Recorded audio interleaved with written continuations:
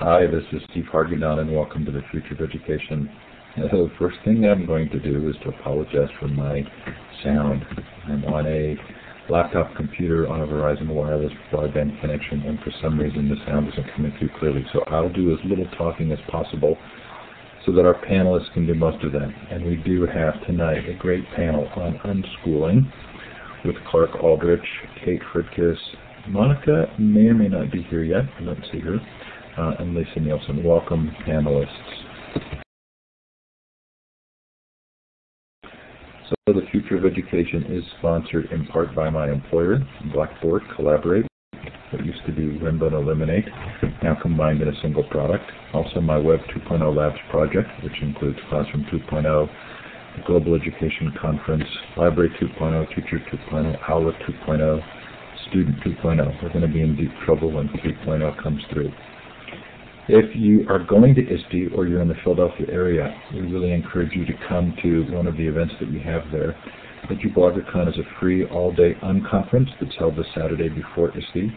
It's a terrific event. It is free. You do not need to be registered at ISTE to attend. All day, Saturday, June 25th. More information at edubloggercon.com.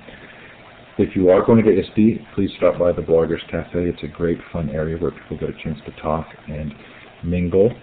And if you would like to present and haven't presented before, or have something you'd like to present about that didn't get in this year's program, you can actually present at ISTE by going to isteunplugged.com and filling in the wiki there. You have a presentation area in the conference center, and we also have, we're streaming out all of those sessions.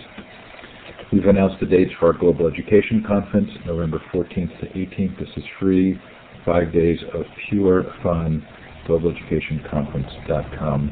If you didn't attend last year, look it up. It was a blast. We've also started a new network, a Teacher 2.0 network. This is different from Classroom 2.0 in that it's not about using the web in the classroom, but it's about using the web for personal and professional growth. It's teacher20.com. We hope you'll come and help us figure out what's most useful to you there. If you're in the Sacramento area, I'm holding an experimental all-day workshop on June 17th on this topic based on some workshops I've done at conferences. So please feel free to go to teacher20.com and sign up there. Coming up on the Future of Education tomorrow, Cal Newport on his book, How to Be a High School Superstar. There are actually some really neat parallels between that book and what we're going to be talking about tonight, but it is not what it would seem by the title, but a very interesting look at students who've been successful and gone to the colleges of their choice and have been successful in ways that aren't sort of the primary narrative. Next week, one of my favorite books of the year, The Invisible Gorilla, the authors of that book, Troy Hicks on Because Digital Writing Matters. And the week after that, Larry Ferlasso on his new book, Helping Students Motivate Themselves, and Denise Pope from Stanford on her book, During School. Lots of fun coming up. If you've missed a Future of Education session, they are all recorded. The full Illuminate recordings and the MP3 files are at futureofeducation.com.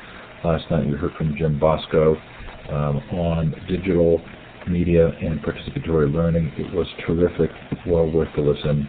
Of course, last week, Ken Robinson, super popular, Steve Denning, and Radical Management. Hopefully there's something there that you find of value in this great conversation about education. If this is your first time in Illuminate, first I'm going to apologize again for my sound, but I'll try and speak as little as possible. You do have a variety of ways to participate. There are emoticons at the bottom of your participant window, smiley face, clapping hand, confused look or thumbs down. Feel free to use those. The hand with the green up arrow will allow you to ask a question.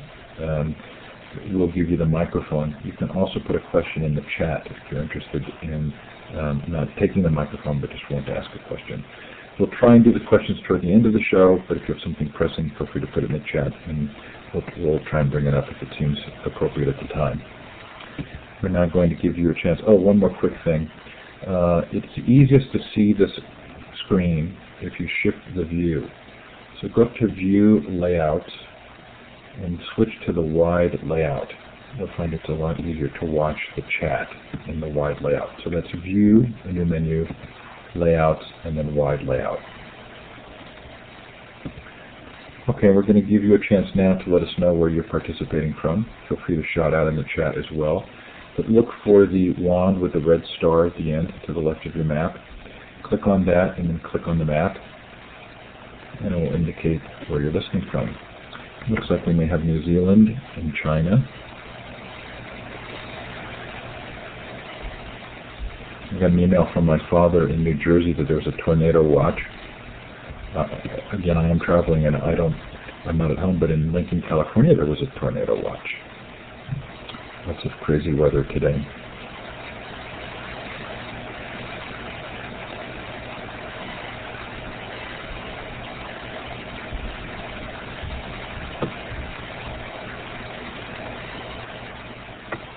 Welcome, Monika. Looks like you've snuck in there. Somebody made you a moderator. I appreciate it.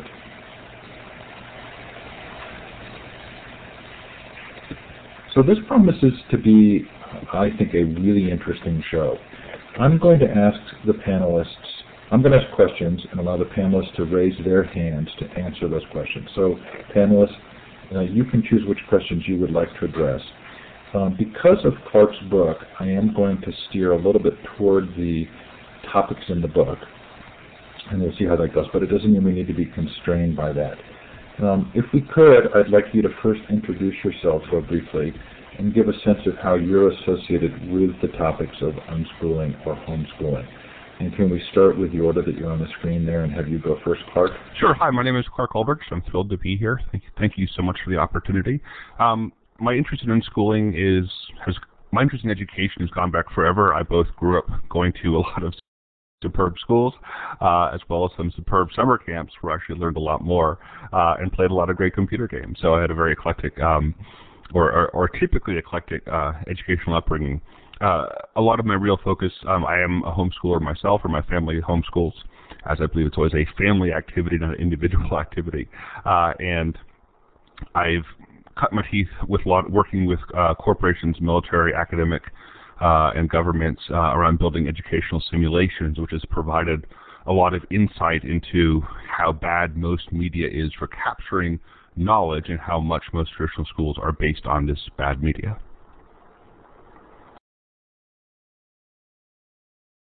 Kate, can you go ahead? Kate, you'll need to have you turn your microphone on. I don't know if you... Can you hear me now? Yes, we can. Okay, sorry about that. I'm Kate Fridkis, and I was unschooled, and I feel like I'm still unschooled because I don't think that ever really stops.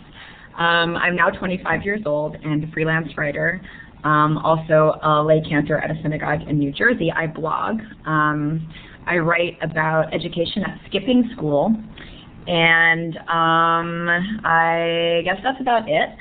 Thank you for having me. Thanks, Kate. Go ahead and turn your mic off now. Can you hear me? Hi, Monika. Yes. So I'm Monika, and I'm in Loveland, Colorado, and facilitating an innovation lab where kids are creating their own courses per passion, learning per passion, and we've learned a lot, especially from these brilliant people here, about unschooling. And Joey Ito's recent addition to the MIT Media Lab and his interviews about that really speak a lot about what we're trying to do is bring unschooling into the system as opposed to saying, we should be separate. So that's where we kind of fit in. Hi, my name's Lisa Nielsen. I'm the author of a blog called The Innovative Educator. And the reason I came to unschooling, or just this whole topic in general, is because I am a frustrated former schooler who felt like if I did everything I was told, got the grades I was supposed to get, got my diploma, graduated college, then the rest of everything would fall into place. And when I graduated at the top of my class, really quick, skipped grades, I was 19 years old, and I realized that I really hadn't been prepared for much, and I spent most of my time in school being very bored. So I got into education because I wanted students to have a different experience than what I had, an experience where it would be more interesting and innovative, and that's where I really started my work in education. And then I moved to the idea that I love that Angela Mayers is focusing on, passion-driven learning. And then when I found out about unschooling, I found that, and that is thanks to Kate Fridkis, who is also on the panel, who's a contributor to my blog, and I really found that unschooling has so many of the characteristics that combined everything together that I felt was important in education and should be brought to more students. So that is how I became interested in this topic. And thank you so much for inviting all of us here. Thanks to all of you for being there. And Lisa, go ahead and turn your mic off just because I don't know how my mic is interacting. So, Clark, I'm going to start with you because in this particular case, I did look at your unschooling rules book. And I'm going to propose that what you do in the book is to communicate that unschooling is a form of a disruptive innovation, or it's an alternate look at schooling that ultimately can help to really inform and or change traditional education. So is that a fair assessment of the book? Because it doesn't seem like the book's really about unschooling as much as it's about what we can learn from unschooling that would help change traditional education. There's a couple of points you bring up there. I think, yes, definitely you're right. And I think one of the really interesting things about unschooling is its ability to inform traditional education. The analogy I keep coming back to is the food industry, where you have this industrial food industry that produces lean cuisine and Stouffer's and frozen this and microwavable that. And then you have the organic food movement, totally outside of the industrial food movement, that came out of nowhere and recreated what we think of food and gave us a lot of our ability to control our own diet. And so that's a constant analogy of unschooling, is sort of this organic food, whole wheat, locavore, minimum food miles, whatever. And so, I think it's useful for homeschoolers and unschoolers on two different grounds. One, it helps them free up their mind from trying to get rid of all these sort of bad habits that come from the industrial school system. And then also in some cases, a lot of homeschoolers use it as a weapon or as a gift to their in-laws, saying, here's why I'm doing what I'm doing, don't bug me. But then the other part of it too is exactly that, which is ultimately a lot of the great innovations that are coming out of unschooling, the truly unique ways of looking at education that could never have come out of the industrial school model, should ultimately be reworked into it. I've been involved I was a government appointee to the Joint Committee on Educational Technology here in Connecticut. I've done numerous work on school reform. It's all failed. I worked with David T. Kearns when he was doing stuff from Xerox, with Gerstner at IBM. Every single major education reform has failed. And so for me, the unschooling movement will reform school because it doesn't actually require schools to reform. So I view it as one more, and I think probably the best attempt I've ever seen to introduce new ideas into this whole area of education. So I will say that I love the food analogy. It really got me thinking, especially because processed packaged food tends to be cheaper, it's more widely distributed, it's more standardized, but it has fewer vitamins and it's less nutritious, and it was very easy for me to kind of spend some time thinking about that. Is this a disruptive innovation, homeschooling and unschooling, in the way that Clayton Christensen would describe it, starting on the fringe with underserved populations and ultimately sort of guaranteed to shift the traditional practice? Absolutely. Schools will change. Schools are already feeling the impact of this. We're already seeing it in the headlines. This unschooling movement will totally disrupt education as we know it today. Okay, so let's kind of broaden this to the panel. Can we get a definition from someone of what unschooling is and how it compares to homeschooling? I'll go ahead and, it looks like Kate was going to take it, but, and Kate, you can take over from here. I was going to say that Kate actually, as I mentioned earlier, was the person who introduced me to this whole idea, And she wanted to connect with me because she knew I had a popular blog about education and thought that it would be a good idea for us to maybe learn from each other. And I said to her, I'm not a good person for you because my experience is in education and innovation, and I've heard of homeschooling, but I have no idea what unschooling is, and I'm really busy. I don't have much time to find out more about it. And she was persistent, thank goodness. And what I've learned from her is homeschooling is basically, in many cases, doing school at home. So it's not all that different from regular school. And also, in many cases, I mean, these could always look very different, but they might take the regular standardized test and even use the curriculum, like the standard curriculum. Unschooling is more the idea that you learn from life and that you learn from your passions and that you take a lot more cues from the individual than you do in a traditional school environment where the cues are from this is the curriculum and this is what everybody is doing and this is when, and we're all grouped by data manufacturer or age. So those are some of the differences. And then I'd love for Kate to take the microphone and fill in what I missed. I think you said it really, really well, Lisa. I was going to use exactly those words, learning from life.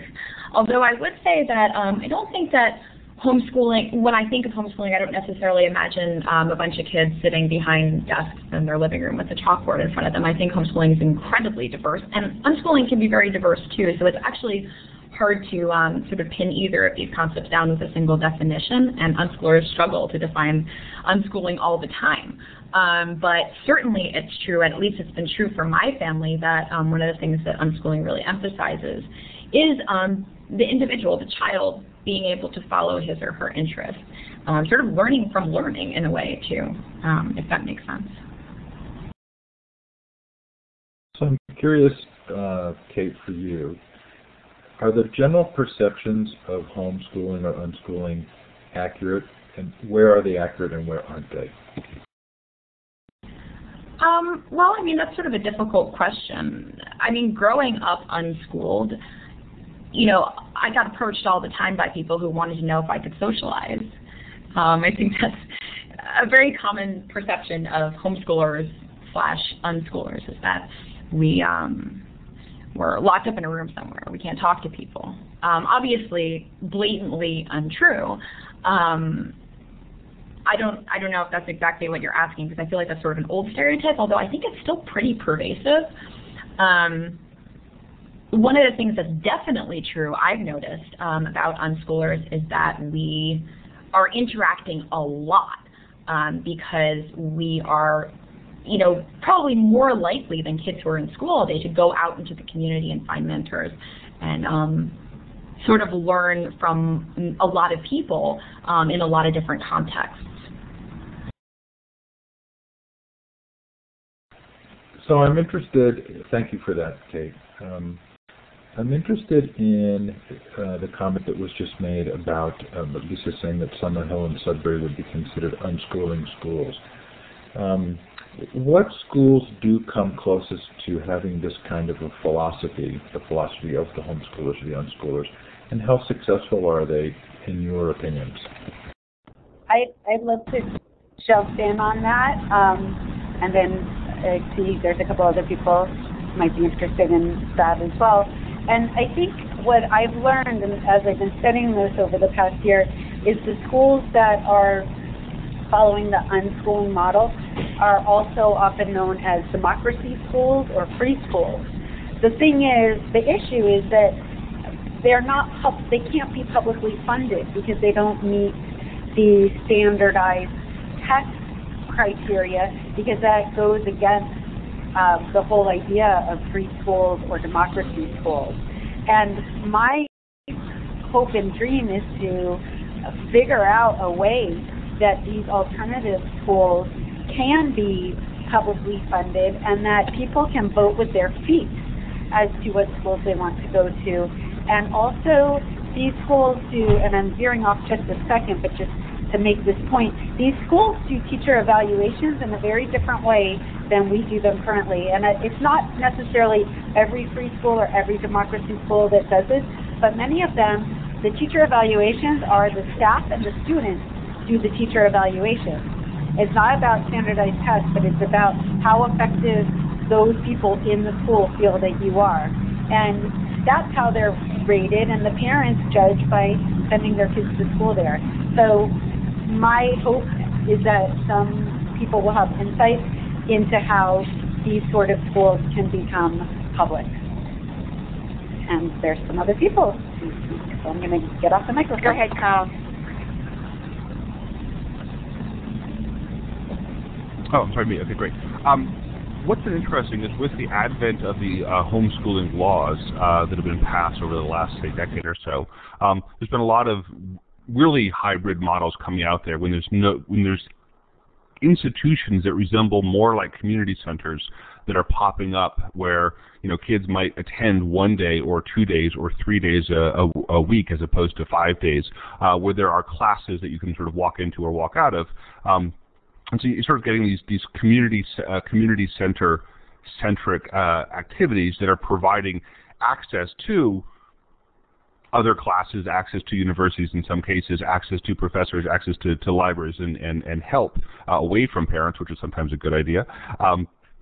But in a completely novel way. So I think the cool thing is that we're seeing a lot of, again, with the passage of all the homeschooling laws, where parents officially are homeschooling, and then once that happens, that frees them up to explore a lot of these other types of models that are much more different from traditional schools.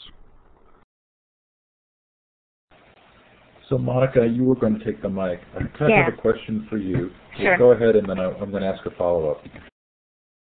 I was going to say, just from our experience, the kids in the lab wrote a 4-year plan of disruption in order to change our community into the whole town is the school, kind of like a university campus, and the high schools become resource centers as opposed to high schools.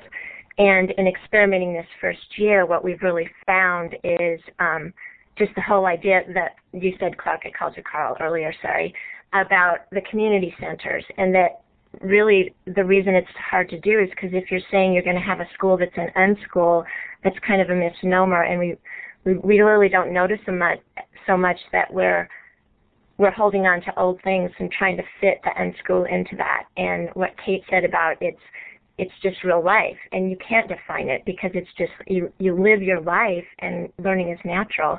And so facilitating that for a student. So what we're trying to do is we're a connected adjacency. Saul Kaplan penned that term.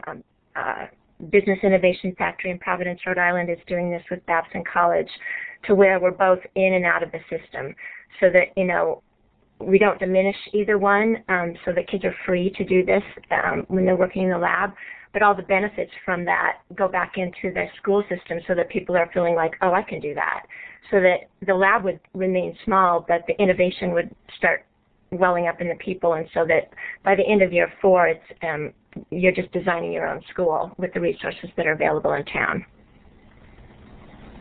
So Monika, given your kind of unique position here in doing that within the sort of traditional arena, but extended to these new ideas, I'm really curious about two things. One of which, is it realistic, as Clark says in the book, for every child to find a calling to change the world? Is that realistic? And then number 2 is, if it is realistic, how painful is it for adults to change their perceptions of that? I absolutely feel like it's realistic. I think that any change changes the world.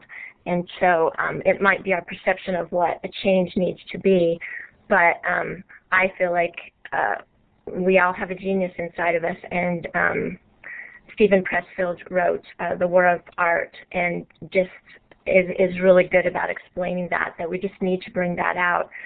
The hardest thing for adults is, well, our what we're working with is Notice, Dream, Connect, Do. That's just what we're using for a curriculum. It's a process of learning.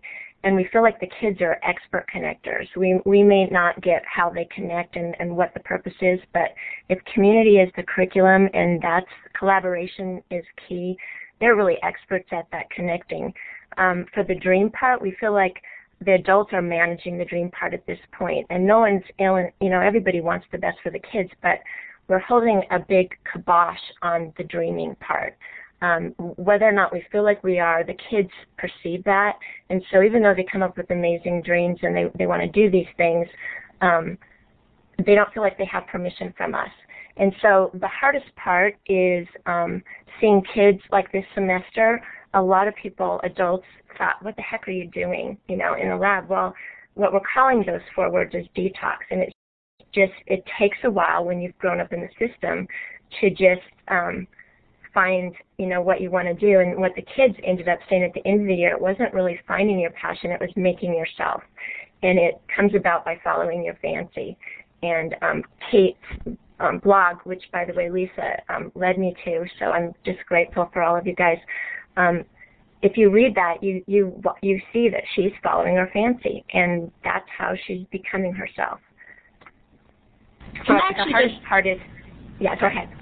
Oh, I just wanted to chime in. Is that okay? Absolutely. When you were saying, okay, thank you. Monika, when you were talking about, how it's possible for everybody to learn what they want and to follow their dreams, I think that that's absolutely true. And one of the things that's sort of disconcerting about being at the stage of life that I'm in now, being 25, and seeing how my peers are out of college now, and they're really struggling, especially with the recession. People can't find jobs, but people are also just trying to find themselves in the midst of also trying to find a job and frantically trying to put their lives together or make something of themselves. And there's sort of this emphasis on trying to now sort of desperately piece yourself together and figure out who you are.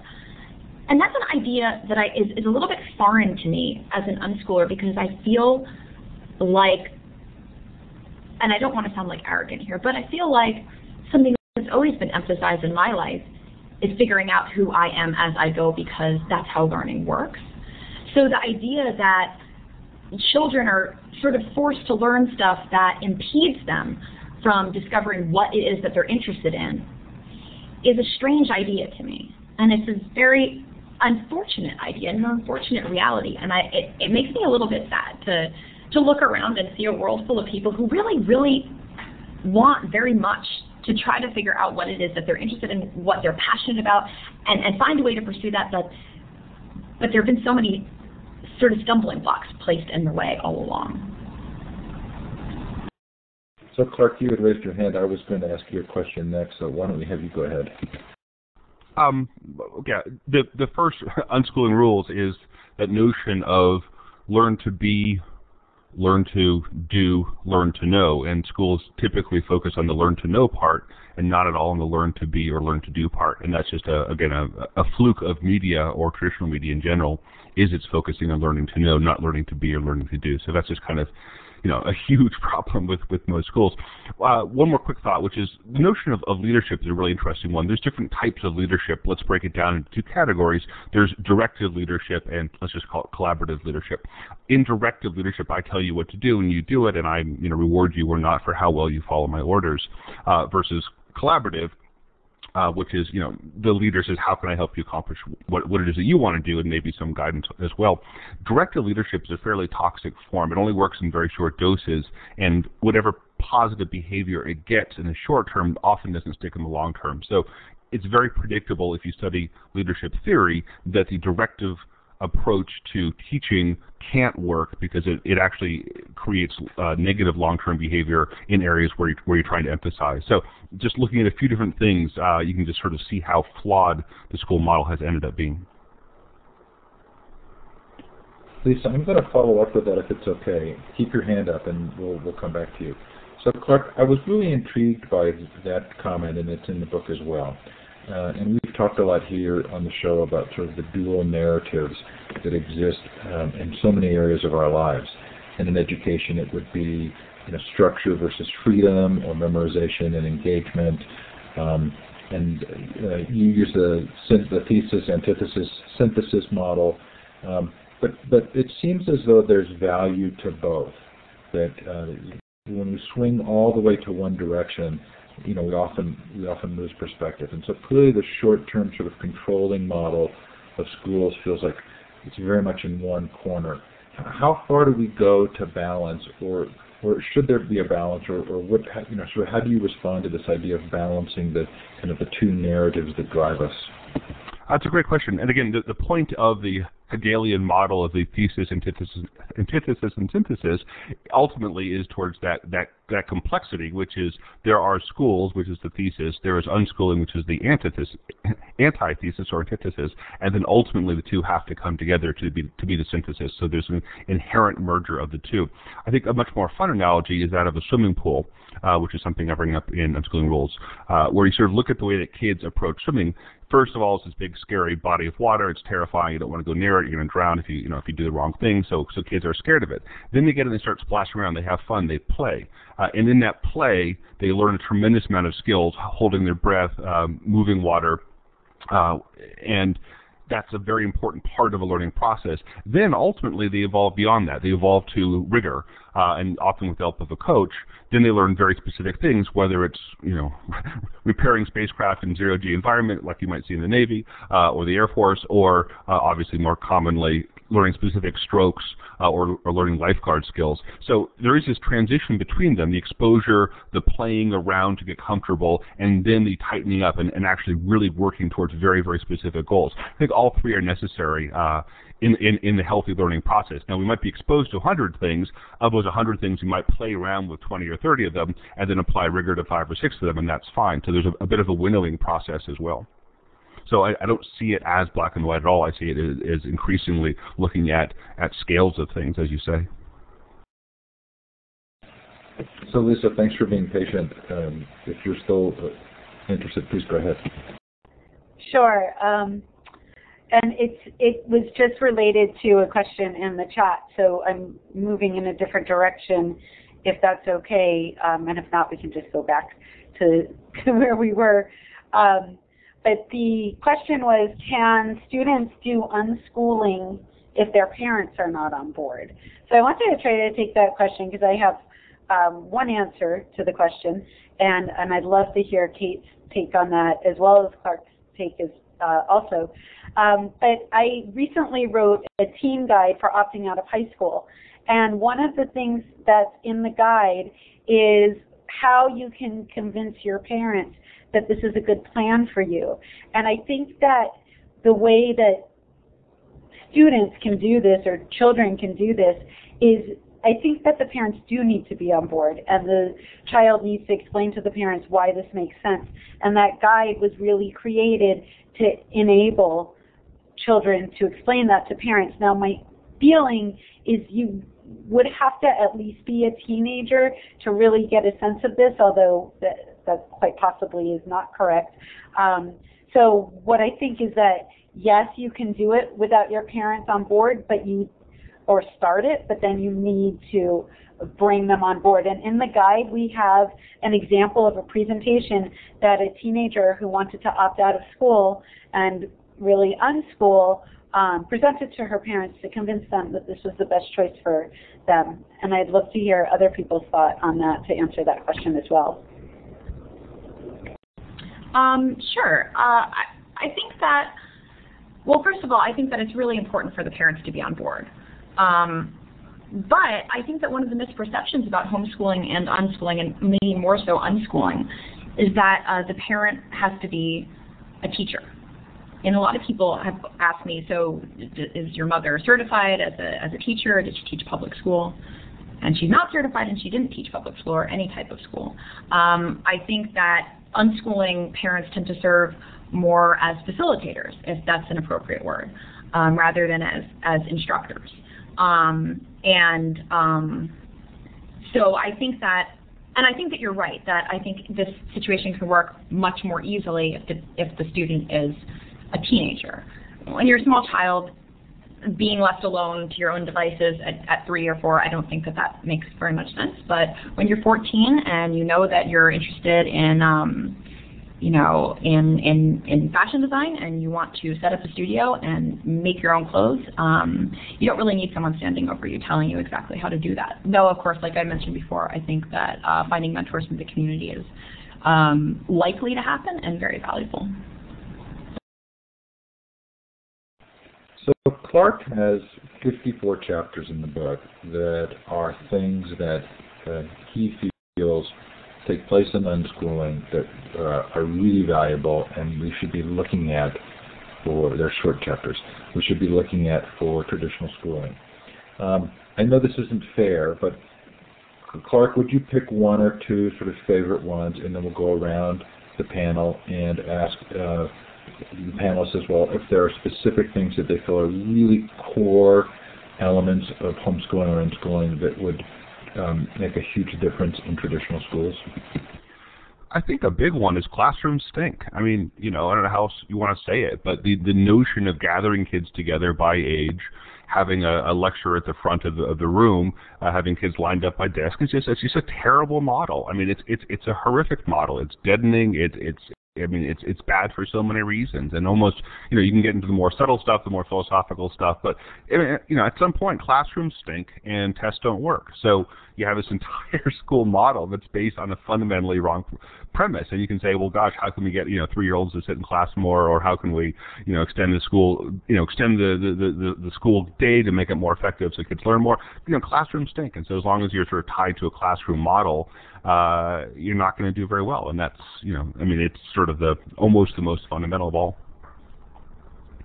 I know it's just not fair to ask you to do one or two, because I pulled out about 25 where I was, really marking the pages. Kate, what about you?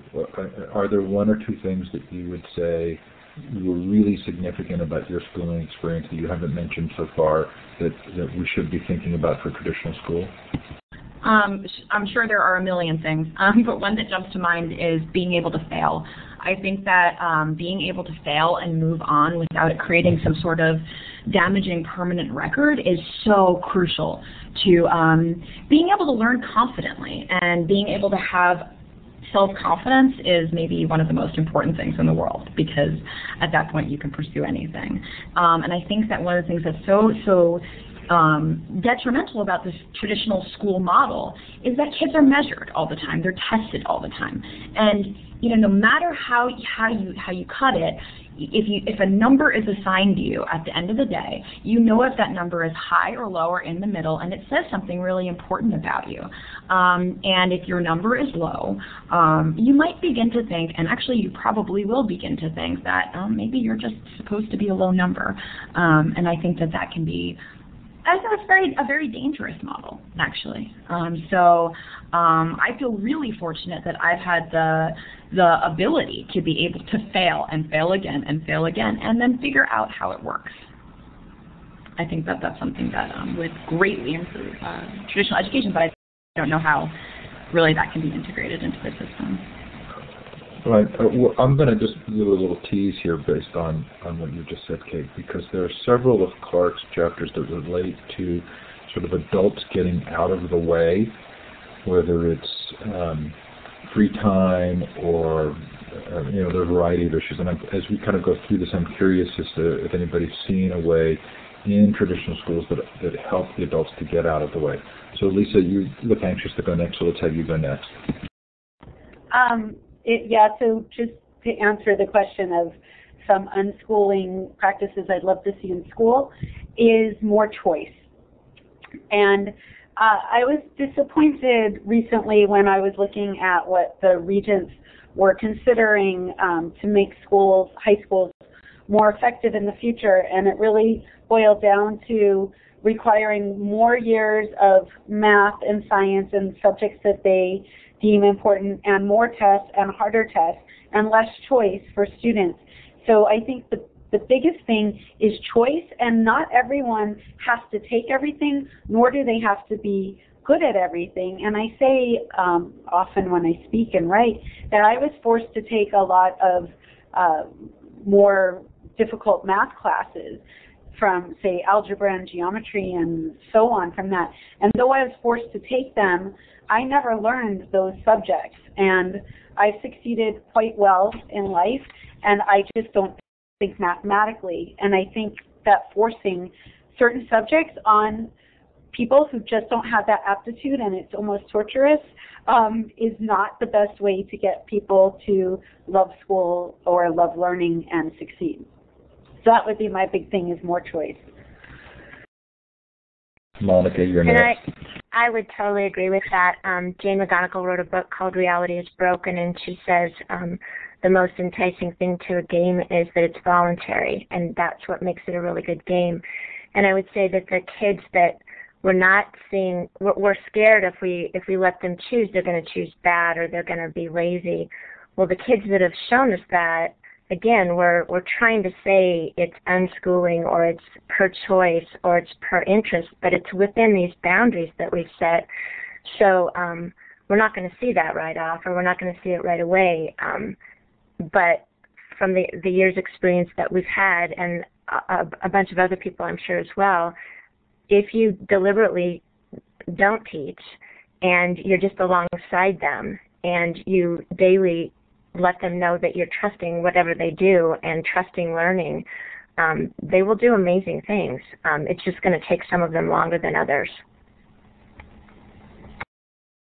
So I'm interested, for those who are in the audience, if you feel free to put in the chat your feelings about this, the pieces of homeschooling and unschooling that really should be informing traditional schooling.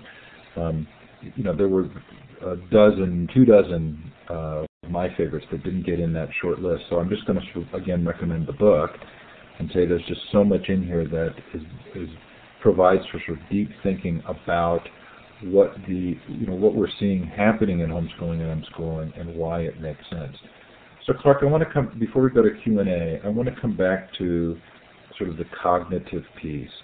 And if we sort of depend on narratives to make cultural shifts, and we're thinking about this shift of education or learning and how we think about learning, what are the cognitive hurdles that we face with adults, and where are you seeing people successfully tell this story in a way that does produce change? One of the hardest things is a lot of parents really want their children's school experiences to be very similar to their own. I've been very surprised at how many parents really almost want to relive school and understand school through their own lens, and that's very, very hard. And I see that an enduring problem, and one that one that will hold back a lot of change for generations. So that's a pretty big problem. I think the narratives, though, is that the world is changing so fast. I mean, content has gone from the most important thing a school can deliver to the least important through the internet. Kids themselves are changing so fast that a traditional classroom might as well be taught in French. It's just bizarre for most kids to spend time in a classroom when they go home and they play with their iPads. They go home, they go on their PS3 networks, not really the last month, but in general, go on the PS3 networks and, compete with friends and stuff. So you have a situation where the fundamental reason for existence of schools is going away in terms of delivering content and providing access to communities and opportunities. Likewise, the children themselves are just changing so fast. But the third one is just the cost. I mean, the cost of any service-based organization has outstripped inflation for the last 30 years. It's a brutal reality to that. We can't afford the schools that we think we want, let alone the fact that schools that we think we want, we don't want.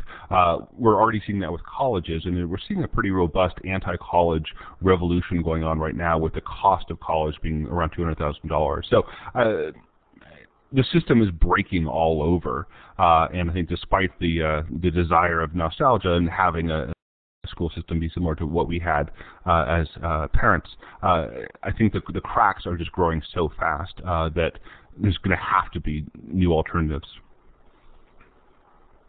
The other thing, sorry, the last thing, sorry, I should say one last thing. The most important thing to me, as I said before, is unschooling and homeschooling is not like a Harvard professor saying, here's a theoretical model for education that I think we should all do. I think the most important thing about homeschooling and unschooling is it's happening. A million students are doing this today. So it's not theoretical. It's not this thing, school reformers are so used to failing. It's like, oh, of course I have this great idea, and of course it's going to fail. The thing about unschooling is that it's happening today, and it's happening, and it's growing really quickly. So it's gone from being this theoretical thing that probably won't happen to this very, very real thing that's happening and growing right now. And so it's less a matter of saying, should we nurture this along, or should we judge this, or should we evaluate it, where the truth is it's happening whether we want it to or not. So let's move to Q&A. If you have a question that was in the chat, there's been so much chat, I apologize, I probably missed it, but feel free to post it again. Or use the hand with the green up arrow to raise your hand to ask a question. And it looks like Kate has a comment before we shift there. Go ahead, Kate. Well, actually, I think this is an attempt to answer a question by Maria. She asked, how do you explain the depth of unschooling as a lifestyle difference for the whole family, not just something you do on schedule with kids? And I don't know how well I'm able to answer this question. I'm not an expert by any means, but speaking from personal experience, actually, I was reminded of something like this question earlier in the conversation when Lisa was talking about the free school movement. And Lisa and I had gone to visit the Manhattan Free School, which is a really interesting institution, and I was totally fascinated by what was going on. And the question, how is this free school environment different than unschooling, is something that I was thinking about. And one of the really critical differences I noticed was just that, you know, when you're in a free school, you're still in a school building, right? You're not with your family. And for me, being unschooled was very much about being with my family, for better and for worse. I mean, some days they drove me crazy. But my relationship with my siblings, my two younger brothers, and my parents has very much been formed, of course, by my experience as an unschooler, and I am so thankful for that. I have a really, really deep relationship with my brothers that I cherish very much, and I think that arises directly from our experiences growing up as unschoolers together. I don't think you can be unschooled, really, without it changing your relationship with your family. Maybe that's stating the obvious. And the other thing is that, you know, I think that there's sort of an effort these days to say, well, homeschoolers and unschoolers are just like everyone else. You know, we do things just as well as everyone else. We get into college just like everyone else. We win the spelling bee all the time. Look, see, you know, maybe that doesn't look so normal, but look, we can do the things that you guys can do, and we can even do them better. But the truth is, we are different. We are weird. We're different. We're not the same as everybody else. We have been deeply impacted by our experiences, and we're living a very different life, even though, of course, it's in the world like everyone else, and sometimes I think, maybe this is my prejudice, more so in the world than a lot of people. But we are different, and I think that's really, really awesome. Thanks, Kate. Clark, a question came up from Kevin in the chat about families and their capabilities to do this, and you addressed this in the book. I think the way you sort of describe it is this sort of self-fulfilling lack of confidence in parents to be able to do things with their kids. But are there parents who aren't capable of doing this, and how do you thoughtfully address that? A couple of thoughts there. There has to be a presumption that the parents care most about the children.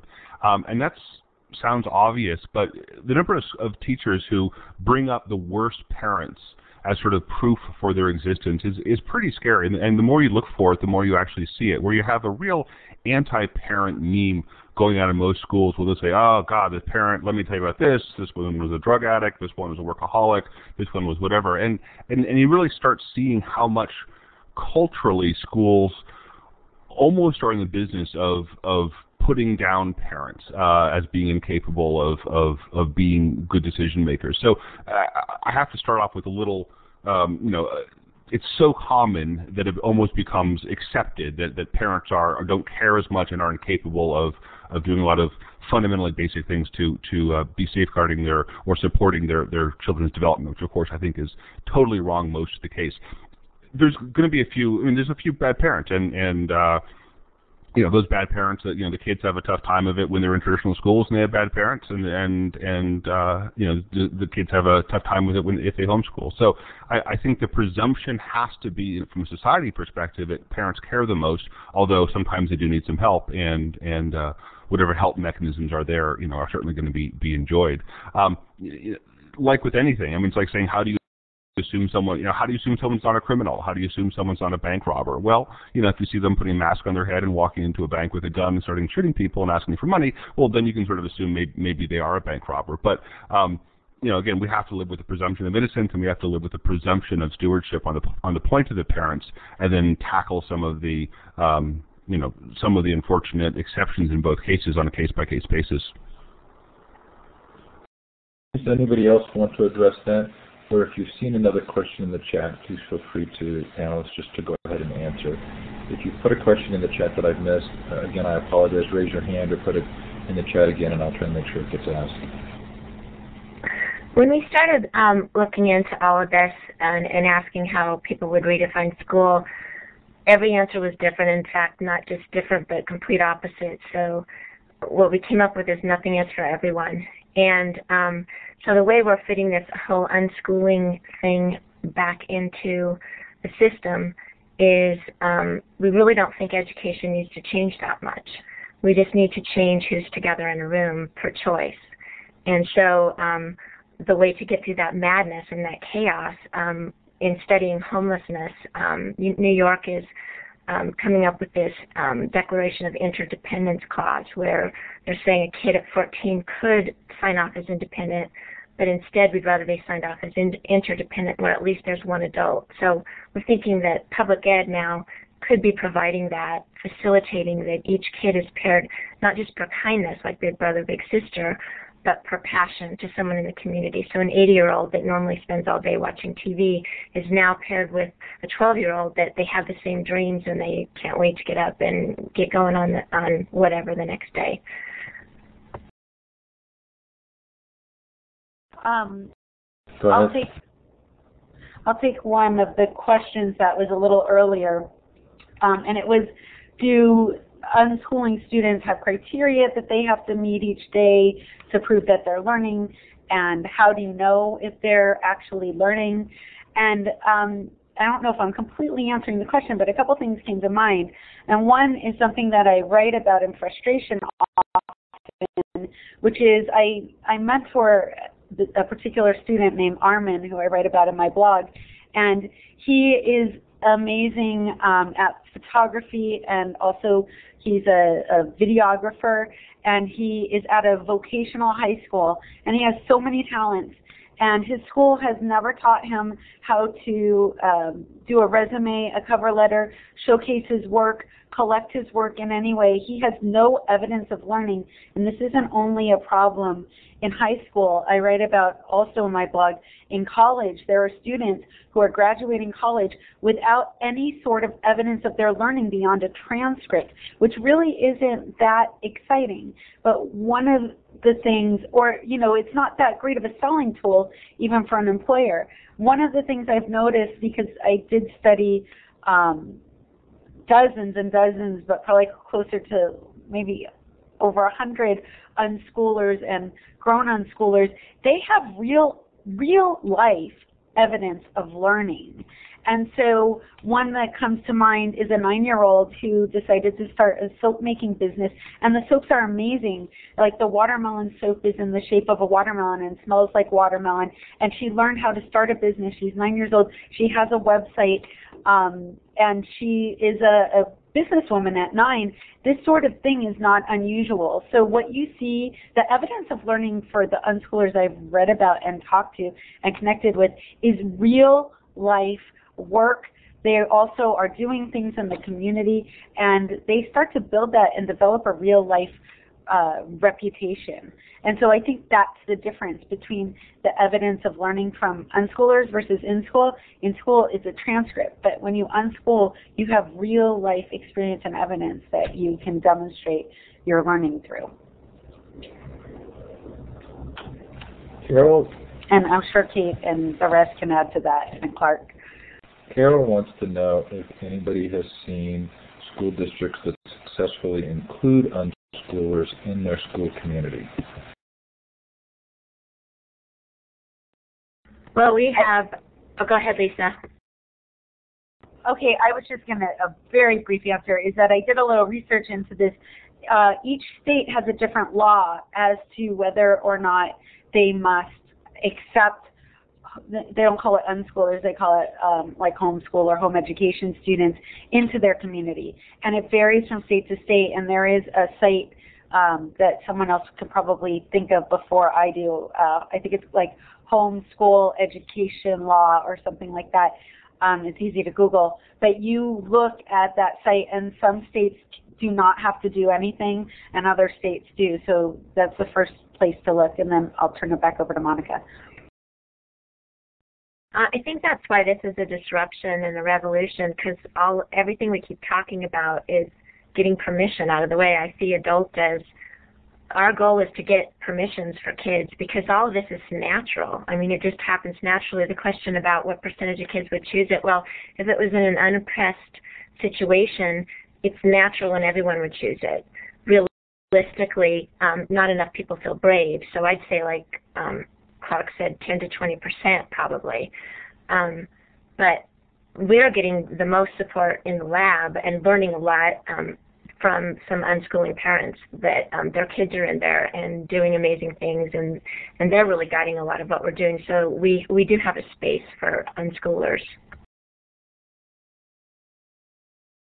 Clark, feel free to go ahead.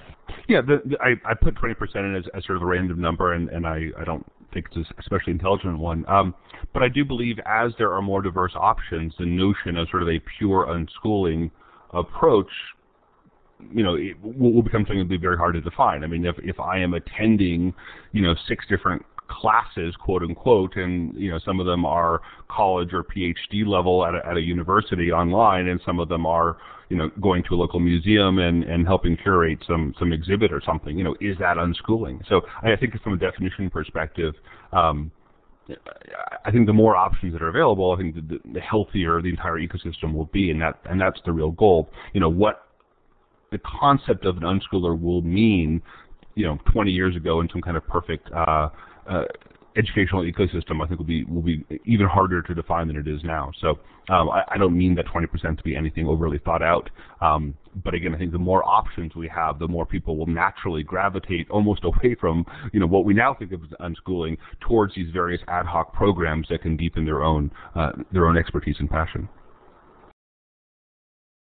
So Judy in the audience asked if you could answer a question. Judy, I've actually given you the microphone. You would turn it on by clicking at the lower left of your screen. If you're brave enough, we'd love to hear from you.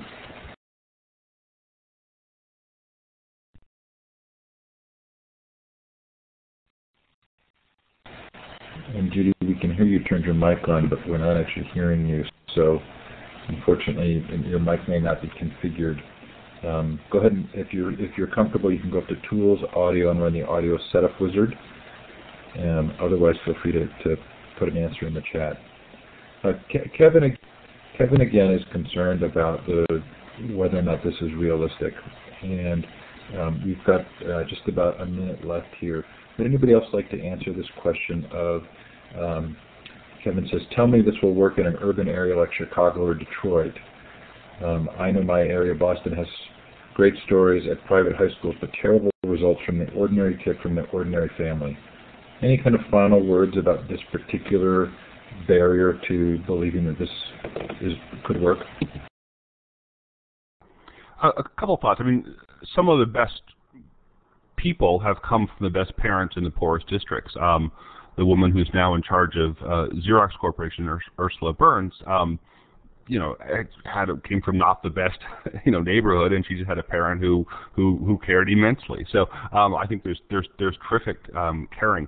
I think the better way of thinking about it, or another way of thinking about it, is we need new ideas. I mean, a lot of people who are sort of worried about protecting public schools say, this is going to take money out of schools, this is going to take sort of the best kids out of schools. Isn't that bad? And my response is, no, it's good, because ultimately it's going to return good ideas and new ideas. And those new ideas are what all schools need. I think it's also erroneous to, it's very, very typical for underfunded schools to look up and admire and envy the problems and the structures that well-off schools have. And I think that's too bad, because, in a lot of cases, what we think of as the best schools really aren't the best schools and really aren't very good schools. And so I think the role model of these sort of well-funded suburban schools has its own massive problems. So my hope is that through the diversity, including unschooling, a lot of new ideas get reinterjected back into the public school system, and that ultimately helps all schools, including urban schools. Okay, so we have reached the top of the hour. I'm clapping here and using the clapping hand at the bottom of the participant window. to thank our panelists for coming on tonight. This was fascinating. Clark's book is Unschooling Rules. It's a quick read and very, very interesting. Our panelists, links to their blogs or their work are in my blog post if you go to futureofeducation.com and click through to the event. This has been a delightful evening. There are a lot of subjects we didn't touch, including college, but clearly we're going to need to do this again. Thanks, panelists, so much for coming on tonight, and thanks, audience, for being here. Please do feel free to contact the panelists directly. They all have in their links to have ways of getting a hold of them, and we will look to do this again. So thanks, everyone, and thanks for putting up with my bad audio. In order for the recording to process, we do have to have you exit the room. You can do so by clicking on the X at the top right corner of your screen and going to File and Exit, and I'll get this recording posted tonight. That includes the chat log as well if you watch the full Eliminate recording, so you can save that chat or look at it during the recording. Take care. Good night.